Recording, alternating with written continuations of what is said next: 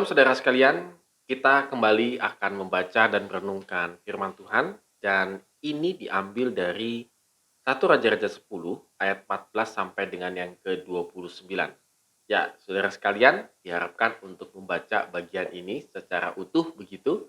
Dan bagi Anda yang tidak sempat membacanya mungkin sambil bekerja ataupun sambil doing something, maka Anda bisa membacanya setelah mendengarkan video saya ini. Saudara, saya akan membuat satu headline, 2 ayat, yaitu ayat 23 dan ayat yang ke-24. Raja Salomo melebihi semua raja di bumi dalam hal kekayaan dan hikmat. Seluruh bumi berikhtiar menghadap Salomo untuk menyaksikan hikmat yang telah ditaruh Allah di dalam hatinya.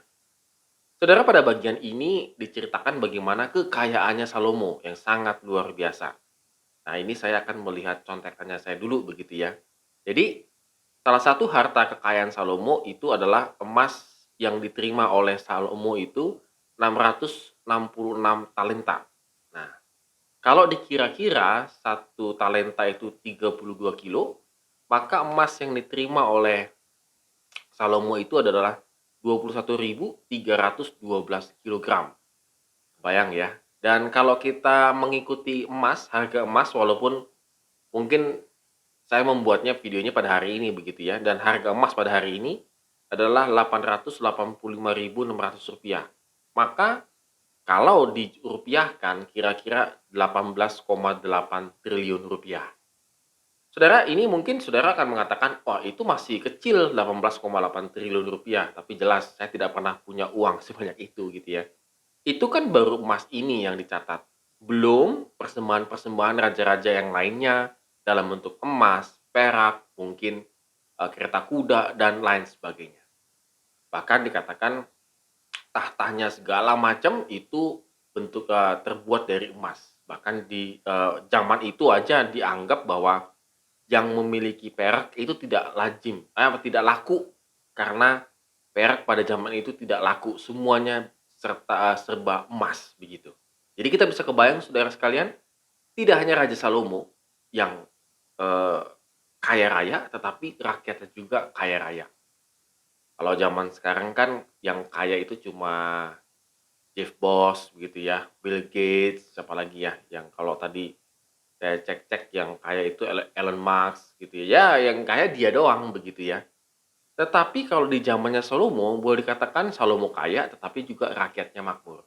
Nah, saudara sekalian kembali lagi, di tengah kesuksesannya seorang Salomo, maka ada satu catatan penting begitu ya. Kalau kita perhatikan di ayat yang ke-19, tahta itu 6 tingkatnya, pada tahta itu ada di sebelah kanan sebuah kepala bundar dan pada kedua sisi tempat duduk ada kelek-kelek gitu ya. Di samping kelek-kelek itu berdiri 2 singa. Nah, memang lucu ya. Apa itu kelek-kelek gitu ya. Kalau setelah saya lihat-lihat begitu ya, saya selidiki gitu ya, kata Ibrani untuk bundar dan kelek-kelek itu artinya terbentuk dari susunan huruf mati yang sama kalau dalam bahasa Ibraninya. Nah, orang menerjemahkan ataupun para penafsir menerjemahkan kata yang kedua sebagai anak lembu, yaitu kelek-kelek, anak lembu. Dan boleh dikatakan kesimpulannya para ahli adalah ada anak lembu yang terbuat dari emas yang kemungkinan di belakang tahta posisinya.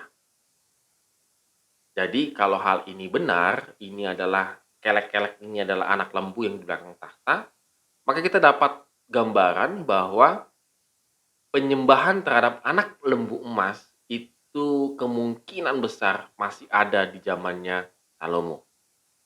Masih ingat ya waktu Israel keluar dari tanah Mesir, mereka juga menyembah anak lembu emas begitu. Jadi artinya ini ada semacam sisipan keburukan di harta kekayaan Salomo. Saudara, kalau boleh kita aplikasikan dalam kehidupan kita, saya rasa sama juga ya saudara. Kadang-kadang kita baru memiliki beberapa harta begitu ya. Baru memiliki mobil misalnya, baru memiliki rumah, baru memiliki gadget yang harganya puluhan juta, ataupun baru mendapatkan penghasilan yang puluhan misalnya begitu, maka gaya hidup kita menjadi berubah. Atau sifat karakter kita menjadi berubah. Yang tadinya murah hati, yang tadinya baik misalnya begitu jadi berubah, menjadi lebih sombong gitu ya, menjadi lebih pelit. Nah, saudara, ini kita harus renungkan, saudara. Kadang-kadang kita baru punya sesuatu saja, gaya hidup dan karakter kita sudah sangat berubah. Nah, oleh karena itu dari firman Tuhan pada hari ini kita bisa renungkan bahwa kalau kita memiliki tanda petik kekayaan, kalau kita memiliki berkat-berkat lebih, maka harus disertai dengan hikmat Tuhan. Supaya kita bisa memakai berkat yang Tuhan berikan untuk memuliakan nama Dia. Jangan sampai membuat kita jatuh ke dalam dosa berkat-berkat Tuhan yang diberikan kepada kita. Amin. Tuhan Yesus memberkati kita hari ini.